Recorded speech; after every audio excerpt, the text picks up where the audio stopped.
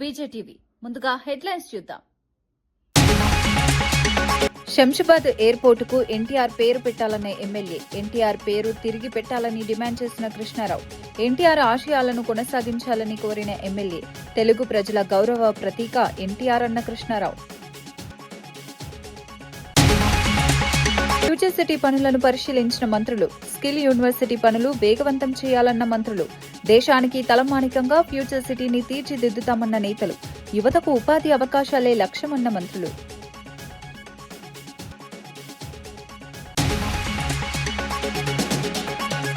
హైదరాబాద్ నుంచి వెళ్లిపోవాలంటూ పవన్ పై MLA fire, ప్రజల స్వరాన్ని అణచొద్దని హెచ్చరించిన మందుల సామెల్, తెలంగాణ భావోద్వేగాలను గౌరవించాలని డిమాండ్ చేసిన ఎమ్మెల్యే, ప్రజాస్వామ్య విలువలు కాపాడాలని కోరిన సామెల్.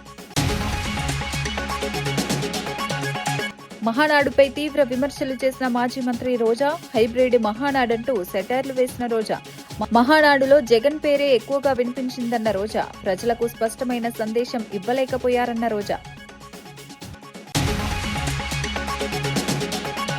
లోకేష్ ను పులితో పోల్చిన బుచ్చయ్య చౌదరి, దేశానికే దిక్సూచిగా లోకేష్ ఎదుగుతున్నారన్న బుచ్చయ్య, లోకేష్ నాయకత్వంలో రాష్ట్రం అభివృద్ధి చెందుతోందన్న ఎమ్మెల్యే, భవిష్యత్తు రాజకీయాల్లో లోకేష్ కీలక శక్తి అన్న బుచ్చయ్య. శంషాబాద్ అంతర్జాతీయ విమానాశ్రయానికి తిరిగి ఎన్టీఆర్ పేరు పెట్టాలని బీఆర్ఎస్ ఎమ్మెల్యే కృష్ణారావు డిమాండ్ చేశారు. ఎన్టీఆర్ జయంతి సందర్భంగా వసంతనగర్లో ఆయన విగ్రహానికి నివాళులర్పించి మాట్లాడారు. తన తొలి ఓటు టీడీపీకే వేశానని, అందుకు ప్రధాన కారణం ఎన్టీఆర్ వ్యక్తిత్వమేనని గుర్తు చేసుకున్నారు. కేబీహెచ్పీలో బీఆర్ఎస్ హయాంలో ప్రారంభించిన ఎన్టీఆర్ పాఠశాల భవన నిర్మాణాన్ని పూర్తి చేయాలని కాంగ్రెస్ ప్రభుత్వాన్ని కోరారు. పేద విద్యార్థులకు నాణ్యమైన విద్య అందించాలన్నది ఎన్టీఆర్ ఆశయమని పేర్కొన్నారు. ఆ ఆశయాలను కొనసాగించాల్సిన బాధ్యత ప్రభుత్వంపై ఉందన్నారు. ఎన్టీఆర్ తెలుగు ప్రజల గౌరవాన్ని ప్రపంచానికి చాటిన మహానేత అని కొనియాడారు. ప్రజల భావోద్వేగాలను గౌరవిస్తూ విమానాశ్రయానికి మళ్లీ ఎన్టీఆర్ పేరు పెట్టాలని ప్రభుత్వాన్ని డిమాండ్ చేశారు. ఆ రోజు చూసిన బాధను తట్టుకోలేక ప్రజలకు ఇబ్బంది అవుతుంది.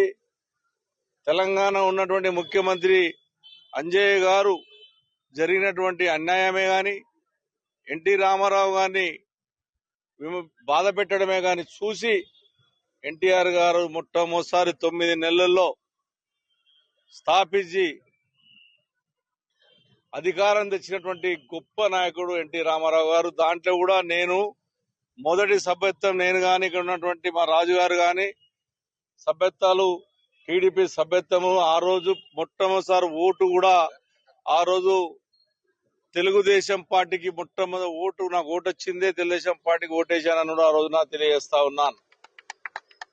మహానీయుడు చాలా మందికి తెలియదు, పిల్లలకి, ఇప్పుడు ఉన్నటువంటి పిల్లలకు. తెలంగాణలో పటేల్ పట్వారీ వ్యవస్థను దుర్మార్గంగా ఉంది అని దాన్ని రద్దు చేసి, పటేల్ పట్వారీ వ్యవస్థను రద్దు చేసి ఎస్సీ, ఎస్టీ, బీసీ మైనార్టీలందరూ కూడా న్యాయం చేసినటువంటి గొప్ప నాయకుడు ఎన్టీ రామారావు గారు. భారతదేశంలోనే ప్రతిపక్షను హోదా సంపాదించినటువంటి గొప్ప నాయకుడు ఎన్టీ రామారావు గారు, మా నటుడు. అదేవిధంగా అది కూడా ఇలా కృష్ణుడు, రాముడు ఎట్లా ఉంటాడంటే ఎన్టీ రామారావునే చూసినాం తప్ప ఒరిజినల్ గా ఏ భగవంతుని చూడలేం మనం. అటువంటి మానీయుడు, మా గొప్ప నాయకుడు. ఇవాళ ఏదో విగ్రహాలు పెడుతున్నామని సంకల్పం దులుపుకోవడం కాదు. మా కుకట్పల్లి హౌసింగ్ బోర్డులో ఎన్టీ రామారావు పేరు మీద 3 ఎకరాల ల్యాండ్ స్థానిక కార్పొరేటర్ ఆధ్వర్యంలో ఎన్టీఆర్ పేరుకు కేటాయించి, ఎన్టీఆర్ స్కూల్ కూడా మేము సగం కట్టి పెట్టాం. దాన్ని కంప్లీట్ చేసే బాధ్యత కాంగ్రెస్ పార్టీ మీద ఉంది. అదేవిధంగా ఎక్కడైతే ఎయిర్పోర్టుకి నందమూరి తారక రామారావు పేరు పెడితే ఆ పేరు తీసేసి రాజీవ్ గాంధీ పేరు పెట్టినటువంటి కాంగ్రెస్ పార్టీ, కుక్కట్పల్లి కేపీహెచ్బీ కాలనీకి నందమూరి తారక రామారావు పేరు పెడితే దానికి రాజీవ్ గాంధీ పేరు పెట్టే ప్రయత్నం కాంగ్రెస్ పార్టీ చేసింది. ఇవాళ నేను ఎన్టీ రామారావు అభిమానులకు కోరుతా ఉన్నాను. ఎన్టీ రామారావు కాంగ్రెస్ కు వ్యతిరేకంగా పోరాడినటువంటి వ్యక్తి. ఈ తెలంగాణ రాష్ట్రంలో ఉన్నటువంటి పేర్లు తీసి ఎన్టీ రామారావు పేర్లు తుడిపించినటువంటి వ్యక్తులకు దగ్గరికి ఎన్టీఆర్ రామారావు అభిమానులు ఎవరు పోవద్దని, ఎన్టీ రామారావుతో నేను తిరిగినటువంటి వ్యక్తిగా ఎన్టీ రామారావు ఎంబడి కొన్ని సంవత్సరాలు తను చనిపోయినంత వరకు ఎంబడున్న వ్యక్తిగా నాకు పూర్తిగా ఎన్టీ రామారావు చేసిన కృషి గాని ₹2 కిలో బియ్యమే గాని ఇవాళ మాస్ వంటోళ్ళం అందరం ఇవాళ ఎమ్మెల్యేలమైనము అంటే ఆ రోజు ఆయన ఇచ్చినటువంటి సూత్ర వల్లనే మేము ఎమ్మెల్యేలమైనటువంటిది కూడా తెలియజేస్తా ఉన్నాం.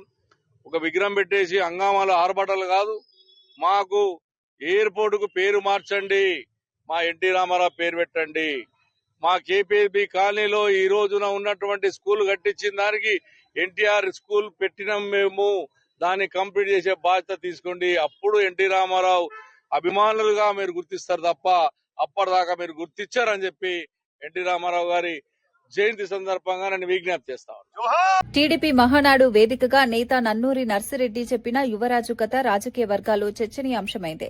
ప్రతిపక్ష పార్టీల తీరును ఎండగడుతూ ఆయన చేసిన వ్యాఖ్యలు సభలో ఆసక్తిని రేకెత్తించాయి.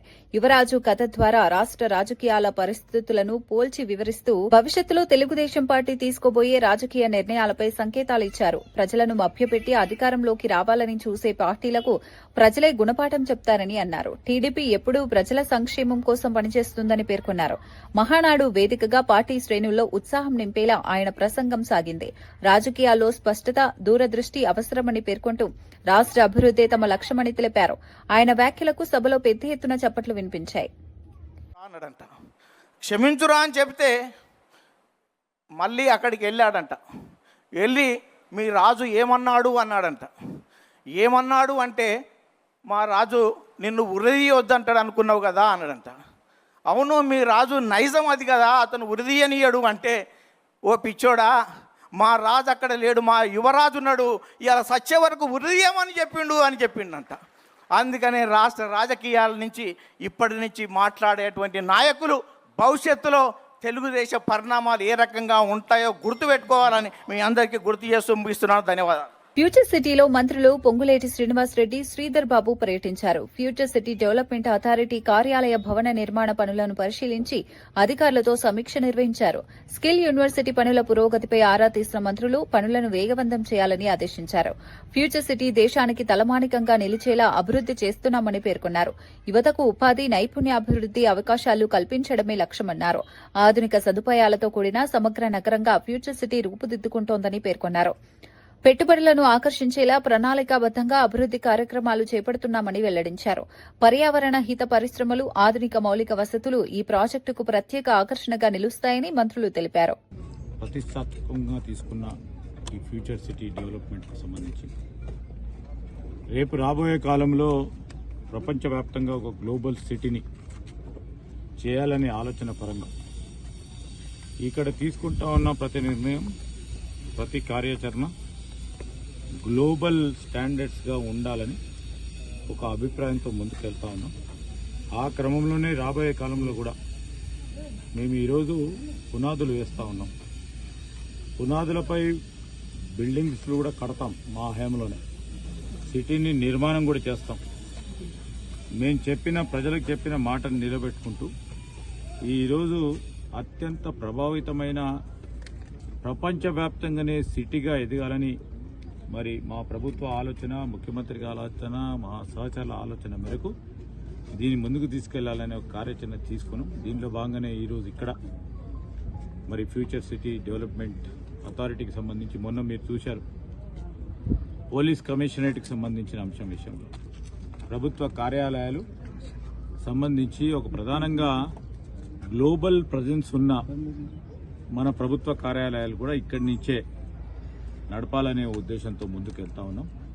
నేను మరి రెవెన్యూ మినిస్టర్ గారు ఈరోజు మేము అనుకుంటున్నాం ప్రత్యేకంగా నైపుణ్యానికి సంబంధించిన ఒక యూనివర్సిటీని ఏర్పాటు చేయాలని చెప్పటంతో పాటు చట్టం తీసుకొచ్చి, యాక్ట్ని తీసుకొచ్చి ఈరోజు యంగ్ ఇండియా స్కిల్స్ యూనివర్సిటీని ఏర్పాటు చేసుకున్నాం.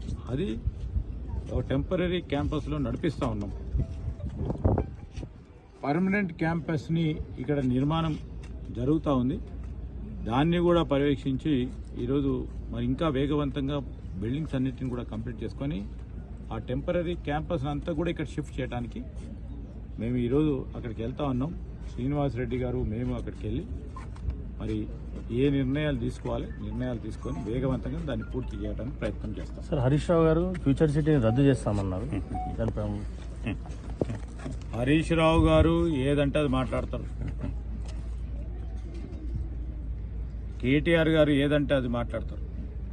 నేను ఎందుకు చెప్తానంటే హైదరాబాద్ బ్రాండ్ ఇమేజ్ని చెడగొట్టే ప్రయత్నం ఎవరు చేసినా చూస్తూ ఊరుకునేది లేదు. ఫస్ట్ మాకు హైదరాబాద్ ఇంపార్టెంట్, తెలంగాణ ఇంకా ఇంపార్టెంట్, మొత్తం యావత్ రాష్ట్రం కూడా. అది అడ్డుకోవాలి ఇది అడ్డుకోవాలని చేసి ఏ ప్రయత్నం చేసినా మీరు ప్రయత్నం చేస్తూనే ఉండండి. మా పనితనంలో మేము చూపెడతాం. ప్రజలకు సంబంధించిన అంశం విషయంలో ప్రజల ముందర పెడతాం. మేము ఇది చేస్తామంటున్నాము, వారు అడ్డుకుంటా అంటున్నారు. మీరే నిర్ణయం చేయాలని ప్రజల ముందర పెడతాం. సార్ వరిధాన్యం మాట్లాడతాంలే. సహచార మంత్రి వర్యులు అనుభవజ్ఞులు శ్రీధరబాబు గారు, నేను, అదే రకంగా శశాంక్ గారు, ప్రతిష్టాత్మకంగా గౌరవ ముఖ్యమంత్రి రేవంత్ రెడ్డి గారి నాయకత్వం. పవన్ కళ్యాణ్ పై కాంగ్రెస్ ఎమ్మెల్యే మందుల సామెల్ తీవ్ర వ్యాఖ్యలు చేశారు. హైదరాబాద్ లో మేధావులు, సామాజిక ఉద్యమకారులపై అణచివేత పాలన కొనసాగుతోందని ఆరోపించారు. అమరావతికి వెళ్లిపోవాలని వ్యాఖ్యానించారు. తెలంగాణ ప్రజల భావోద్వేగాలను గౌరవించకుండా వ్యవహరిస్తే సహించబోమన్నారు. సామాజిక ఉద్యమాలను అణగదొక్కడానికి ప్రయత్నిస్తే ప్రజలే తగిన సమాధానం చెప్తారని హెచ్చరించారు. హైదరాబాద్ లో ప్రజాస్వామ్య విలువలను కాపాడాల్సిన అవసరముందన్నారు. అధికారాన్ని అడ్డుపెట్టుకుని ప్రజల స్వరాన్ని మూయించే ప్రయత్నాలు చేస్తే నిరసనలు మరింత పెరుగుతాయని పేర్కొన్నారు. తెలంగాణలో ప్రజల హక్కుల కోసం తాము పోరాడుతూనే ఉంటామని స్పష్టం చేశారు. ఆయన వ్యాఖ్యలు రాజకీయ వర్గాల్లో చర్చనీయాంశమయ్యాయి. ఆంధ్ర పోలీసులు వచ్చి పట్టుకపోతారు, తొక్కుడు వస్తారు. ఆంధ్ర ఇంకెక్కడ ఆంధ్ర ఎక్కడిదెక్కడ ఎప్పుడు గల్లబడి గుంజుతని వెళ్ళిపోయి ఇంకెక్కడ ఈడ వచ్చి చంద్రబాబు నాయుడు తవరం పెట్టి, పవన్ కళ్యాణ్ తవరం పెట్టి అక్కడ మీ అమరావతిలో పోయి ఏడవండి. హైదరాబాద్ లో జూబిలీస్ నీ అయ్యే జాగిరున్నారు. ఇంకా సిగ్గు శరముటి వెళ్ళిపోవాలి. ఇక్కడున్న మేధావుల మీద, ఇక్కడున్న సామాజిక ఉద్యోగాల మీద మీరు చేస్తున్న అరాచక పాలన ఇది నడవదని కూడా హెచ్చరిస్తా ఉన్నాం. మీ తెలంగాణ, మీ ఆంధ్రన ఒక్క తెలంగాణ కూడా వస్తలేడు. కానీ వరుస వచ్చిర్రు, బతకనికి వచ్చినాడు బతకనట్టు ఉండాలి. కానీ మా మీద పెత్తనం చేస్తే ఊరుకునేలేదు. అందుకోసమే 60 సంవత్సరాల ఆంధ్ర వరుస పాలనకి నలిపోయిన తెలంగాణ ప్రజానికం మా తెలంగాణ మాకు కావాలని శంకరరావు పూంచి ఇవాళ సోనియా గాంధీ తెలంగాణ ఇస్తే మీరు వచ్చి హైదరాబాద్ అడ్డబెట్టి హైదరాబాద్ రాగం చేయాలని ప్రయత్నం చేస్తారా? కానీ మీ ఆటలు నడవ బిడ్డ చంద్రబాబు నువ్వు తెలంగాణతో పెట్టుకుంటే తిరలైపోయినావు. ఆ ఏడుపేందో అమరావతిలో ఏడుపు, లేకపోతే అక్కడ కంకిపాడు కొంకిపాడు ఏడు. కానీ మా దగ్గర ఈ ఆటలు నడవాయి. మా దగ్గర ఉన్న మేధావులను కానీ, మా దగ్గర ఉన్న సామాజిక ఉద్యోగాలను కానీ మీరు అణచివేసే ప్రయత్నం చేస్తే తెలంగాణ ప్రజానికం మళ్ళీ ఒక తిరుగుబాటు వెళ్తుందని కూడా హెచ్చరిస్తా ఉన్నా. Thank you. టీడీపీ మహానాడుపై మాజీ మంత్రి రోజా తీవ్ర విమర్శలు చేశారు. ఇది హైబ్రిడ్ మహానాడు, అటర్ ఫ్లాపు మహానాడని వ్యాఖ్యానించారు. ఒకవైపు రాజకీయ ప్రసంగాలు, మరోవైపు రికార్డింగ్ డాన్సులు నిర్వహించారని ఎద్దేవా చేశారు. మహానాడులో సీఎం చంద్రబాబు, మంత్రి లోకేష్ పేర్ల కంటే వైసీపీ అధినేత జగన్ పేరే ఎక్కువగా వినిపించిందన్నారు. ప్రజలను ఆకట్టుకునేలా కార్యక్రమాలు నిర్వహించలేకపోయారని విమర్శించారు.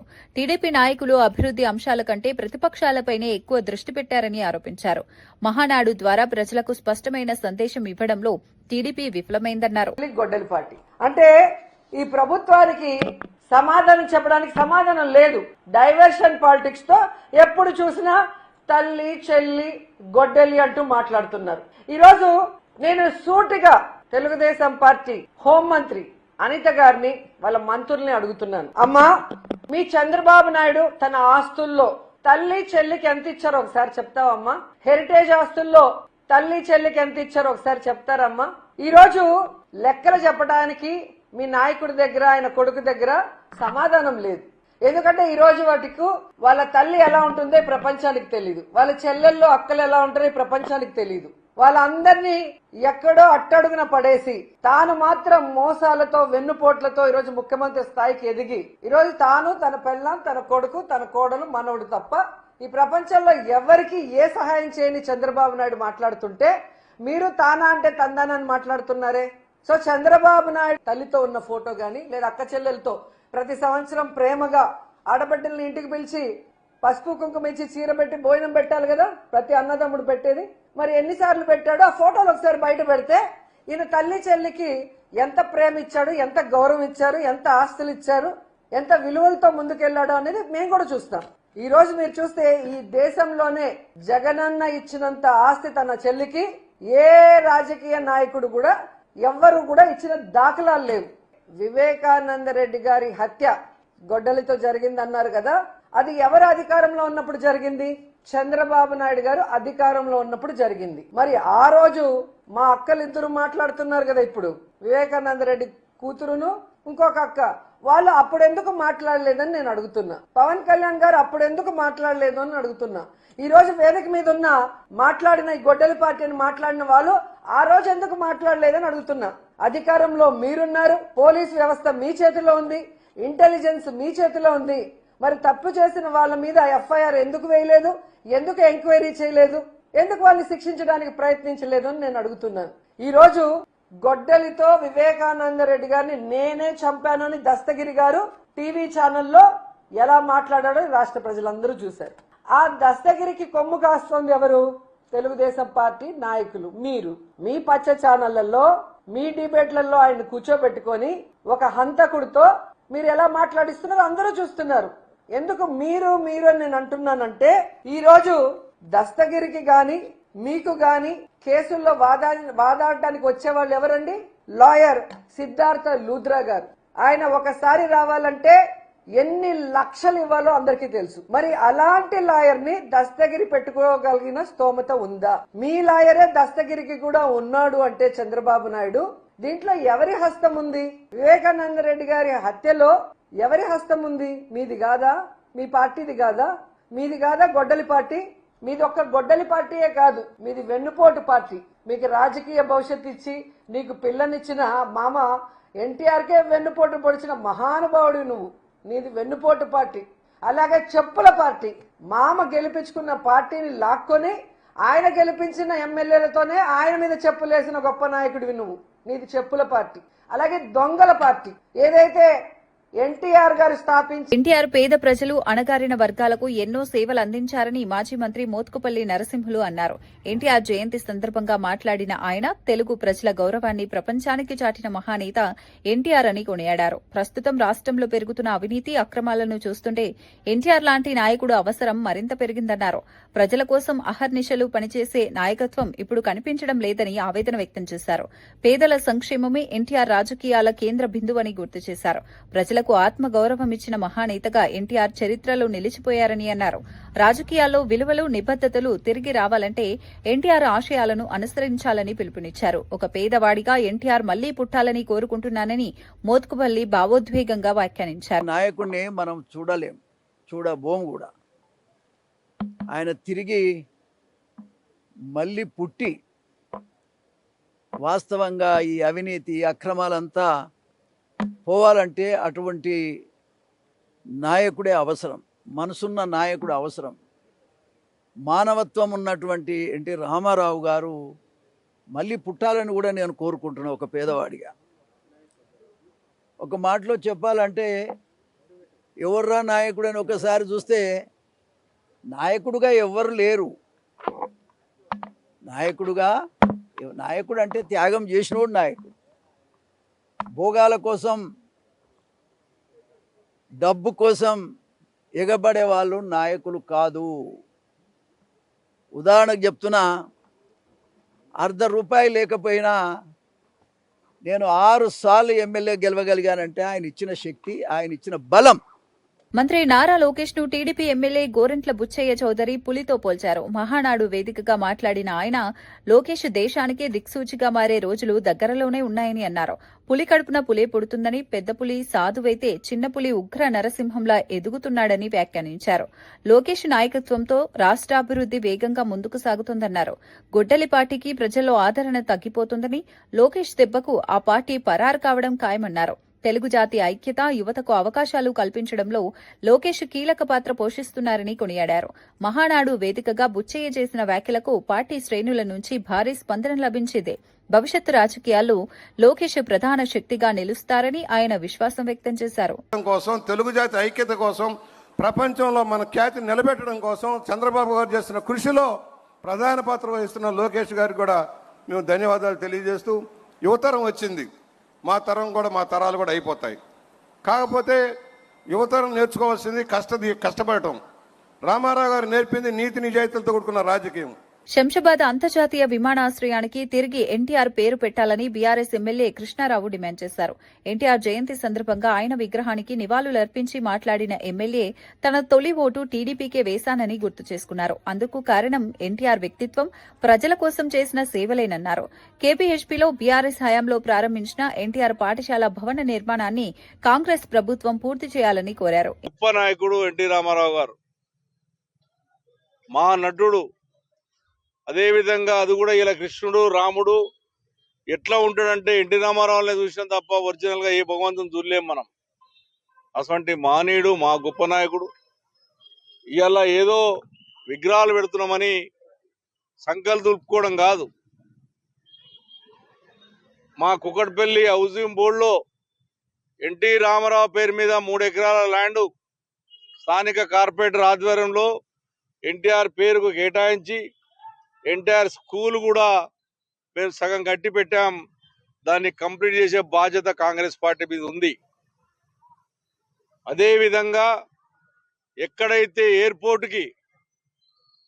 ఎయిర్పోర్ట్కి నందమూరి తారక రామారావు పేరు పెడితే ఆ పేరు తీసేసి రాజీవ్ గాంధీ పేరు పెట్టినటువంటి కాంగ్రెస్ పార్టీ కుక్కడపల్లి కేపీహెచ్బీ కాలనీకి నందమూరి తారక రామారావు పేరు పెడితే దానికి రాజీవ్ గాంధీ పేరు పెట్టే ప్రయత్నం కాంగ్రెస్ పార్టీ చేసింది.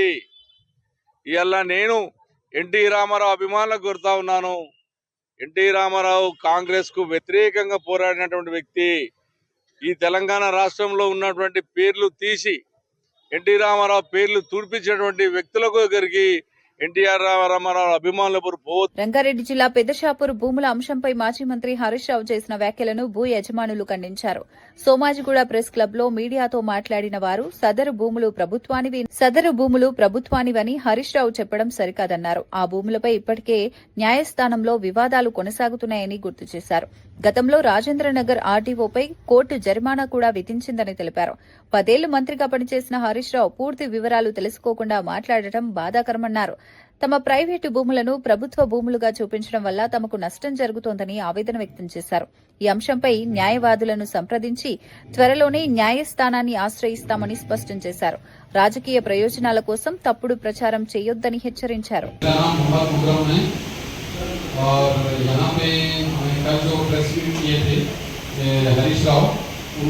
प्रेस मीट किए थे कल येस्टरडे कि गवर्नमेंट लैंड है बोलकर पहले उन्हें वेरिफिकेशन करिए सही तरीके से. आप 94 एकड़ अलग land survey number 172 183 Rafiuddin is a पट्टेदार एज पर खासरा से साला कलेक्टर भी आज प्रेस में उसमें पेपर में दिए सो है.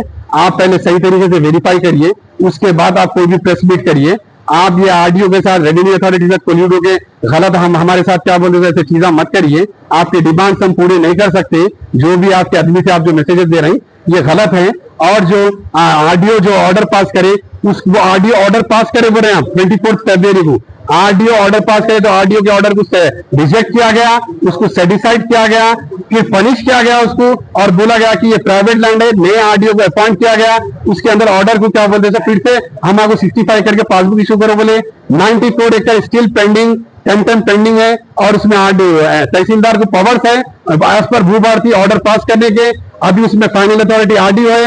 अब उन्होंने आपसे परमिशन लेना चाह रहे हैं. आप जो भी है मैं रेवंत रेड्डी सर से रिक्वेस्ट कर रहा हूं कि आप हमारे साथ जस्टिस करिए और इसके अंदर हमें इंसाफ दिलाइए. जो पेंडिंग है आरडीओ 94 एकड़ इसमें हम आपको जल्द से जल्द आप लोग क्या बोलते सो जो भी आपका लीगल ओपिनियन लेकर हम आपको हमारे पासबुक इशू करिए. क्योंकि इसमें आप लोग ही डिवीजन बेंच 9 जनवरी 2025 को CS7 क्लोज किए थे. इसके अंदर आइटम नंबर 4 प्रॉपर्टी आप लोग खुद गवर्नमेंट हिमसेल्फ ये property there is no dispute बोली वो हिसाब से तहसीलदार का ऑर्डर पास करे. उन्होंने सिर्फ एज पर भू भारती ऑर्डर पास करे. हम थैंक्स कहना चाह रहे हैं तहसीलदार को कि उन्होंने हमारे को जो CS7 की फाइनल डिग्री को इंप्लीमेंट करे. उसके लिए हम बहुत बहुत शुक्रिया बोलना चाह रहे हैं. और बहुत ऐसे अच्छे जो इंसानियत वाले लोगों को आप लोग गलत एलिगेशन लगा के गलत चीजें करके जो छोटे लोगों को ऐसा मत परेशान करिए. ये रिक्वेस्ट है मेरी आप लोगों से. और आपके डिमांड्स हम हर चीज में फुलफिल नहीं करेंगे। కోనసీమ జిల్లా అమలాపురంలో ఇంటర్ బాలికకు ప్రైవేటు ఆసుపత్రిలో అబార్షన్ చేయించిన ఘటన కలకలం రేపుతోంది. సెలవు పెట్టి మరీ ప్రభుత్వ వైద్యురాలు అబార్షన్ నిర్వహించినట్లు ఆరోపణలు వెల్లువెత్తుతున్నాయి. బాలికను గర్భవతిని చేసిన యువకుడు అనంతరం అబార్షన్ చేయించినట్లు సమాచారం. ఈ విషయం బాలిక కుటుంబ సభ్యులకు తెలియజేయకుండా ఆసుపత్రి యాజమాన్యం వ్యవహరించిందని ఆరోపిస్తున్నారు. ఓపీ రిజిస్టర్ కానీ మరి ఇవేమీ కూడా సక్రమంగా లేవు. కొన్ని మందులు కూడా అమ్మడం జరుగుతుంది. దానికి తగ్గ మెడికల్ స్టాక్ రిజిస్టర్ కూడా ఏమీ లేదు. తర్వాత వెంటనే నేను ఆ అమ్మాయి దగ్గరికి వెళ్ళి, అమ్మా ఏంటి నీకు ఇబ్బంది అని అడిగితే, మరి ఆ ఇబ్బంది ఆవిడ చెప్పడం, నాకు విపరీతంగా నొప్పి వస్తుందండి కడుపులో, నేను అబార్షన్ చేయించుకోవడం కోసమని ఇక్కడికి వచ్చాను, నాకు రాత్రి 2 టాబ్లెట్స్ ఇచ్చారు నొప్పులు రావటానికి అని చెప్పి, దాని ద్వారాగా అబార్షన్ అయిపోతుందని చెప్పని డాక్టర్ గారు నాకు చెప్పడం జరిగింది అని చెప్పారు. అయితే ఇక్కడ డాక్టర్ గారు లేరు. ఆ అమ్మాయి చాలా నొప్పులతో ఇబ్బంది పడుతుంది, బాధపడుతుంది. నర్సింగ్ స్టాఫ్ కూడా సరిగ్గా లేరు, ఎవరో ఒకరు ఉన్నారు.